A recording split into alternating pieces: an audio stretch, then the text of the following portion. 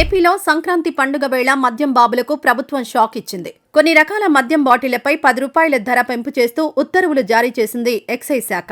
180 ml 99 ధర ఉన్న Indian made foreign liquor, beer, wine, ఆర్టీడీలను ఈ పెంపు నుంచి మినహాయించింది.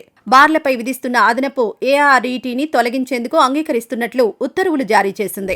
సంక్రాంతి పండుగకు కొన్ని గంటల ముందు ఆంధ్రప్రదేశ్ ఎక్సైజ్ శాఖ కొన్ని రకాల మద్యం బాటిళ్ల ధరలను పెంచుతూ ఉత్తర్వులు జారీ చేయడం హాట్ టాపిక్ అవుతోంది. కొన్ని రకాల మద్యం బాటిళ్లపై ₹10 ధర పెంచుతూ ఉత్తర్వులు విడుదల చేసింది. అన్ని సైజుల బాటిళ్లపై ఈ ధర పెంపు వర్తిస్తుందని స్పష్టం చేసింది. బార్లు, షాపుల మధ్య ధరల సమానత్వం తీసుకురావడమే లక్ష్యంగా ఈ నిర్ణయం తీసుకున్నట్లు ఎక్సైజ్ శాఖ తెలిపింది. రిటైలర్ మార్జిన్ను సుమారు 1% పెంచుతున్నట్లు కూడా ఉత్తర్వుల్లో పేర్కొంది.